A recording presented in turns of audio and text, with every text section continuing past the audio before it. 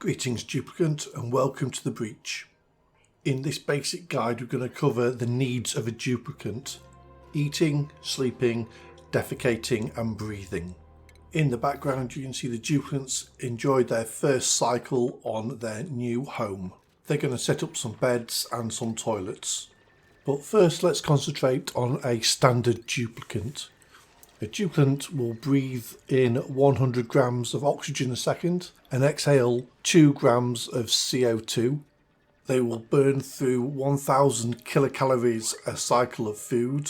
They have a healthy body temperature of 37 degrees Celsius and get hypothermia at 32 degrees Celsius.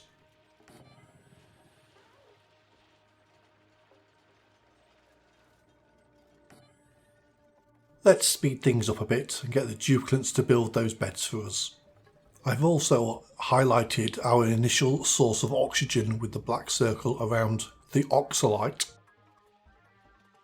The prevailing wisdom in Oxygen Not Included is to build each level just 4 tiles high. It makes construction easy and means all items will fit into the level except for some of the later game items.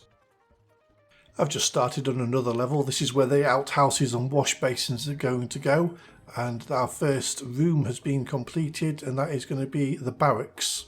I've just highlighted the barracks in blue. An enclosed area with cots or comfy beds, no industrial machinery, and in the size of 12 to 64 squares becomes a barracks, which gives 1 extra morale point.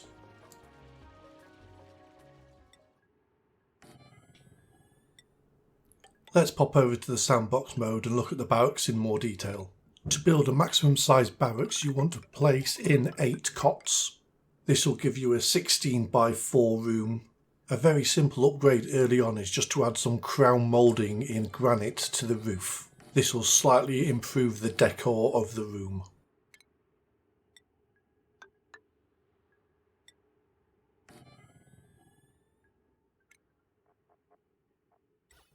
The more amenities a duplicant has access to, the more decorations the duplicant can see, the higher the morale will become. The more morale you have, the more skills you can get the duplicant to learn.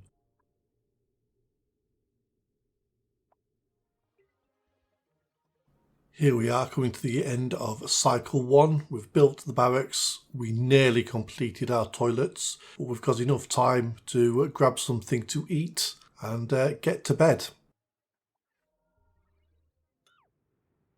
So, the start of cycle 2, I've got the game paused. I'm going to queue up some dig commands. The plan for this cycle is to get some oxygen generating, some power generating, some batteries, and build a research station and start my research.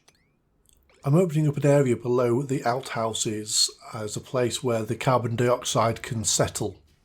Carbon dioxide is heavier than oxygen and will always sink to the lowest level. So by providing somewhere for it to go, it will not be in your way when you're trying to sleep. I'm also going to open up an area around the ladder to give the oxygen a chance to diffuse and the carbon dioxide a chance to sink. By digging out the area, you'll notice that the duplicants occasionally run back to our food box next to the portal and deposit muck root that they find in the soil.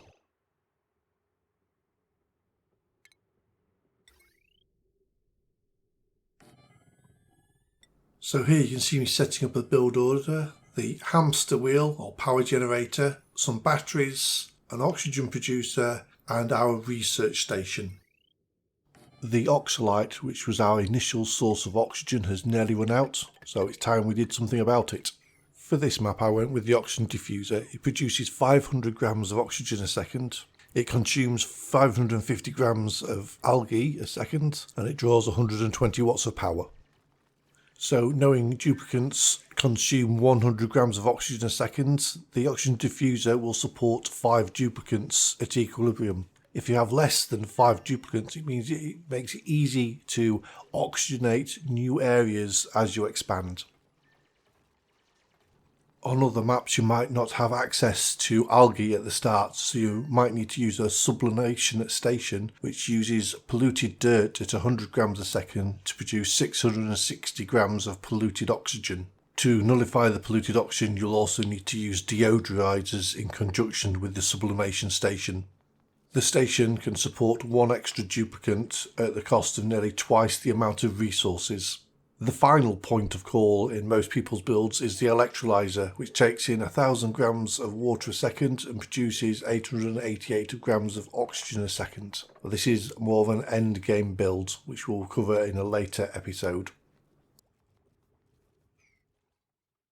So it's coming to the end of the day. I've got duplicants busy researching, running on the hamster wheel to produce electricity, and digging a new area for tomorrow. At the end of the shift, the duplicants go and use the facilities, go and grab a bite to eat, and then get a good night's sleep. You'll notice that the oxygen is still being produced because of the batteries we have hooked up to the hamster wheel. Our duplicants have a busy shift. They are researching, they are digging, and they are also keeping the batteries topped up.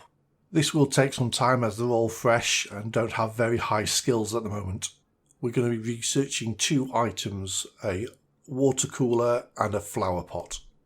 These will help us make a nice room for the duplicants to eat their food in.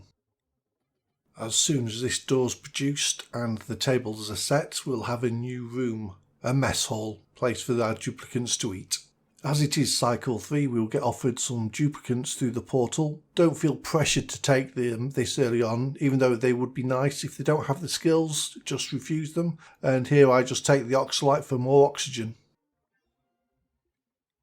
I've added to the duplicants workload, digging out a fresh area, and we just finished building the last bits and pieces for the mess hall.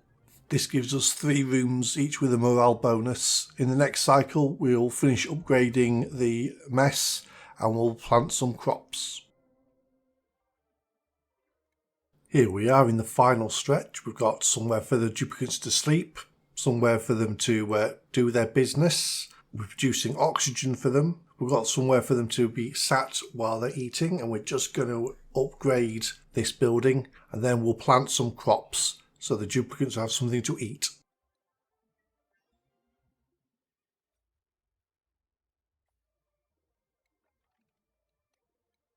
No, not that kind of mess.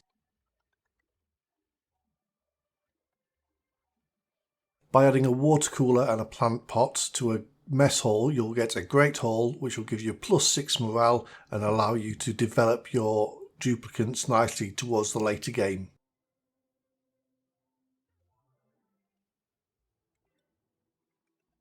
We build some farm tiles so we can plant some crops to feed our duplicants. Each batch of 5 tiles will feed 1 duplicant. This is only for mealwood. Other plants have differing requirements. Nothing we've produced so far is permanent. Everything can and will need to be rearranged. But we've covered everything I wanted to do on this short guide. Eat, sleep, wee and breathe.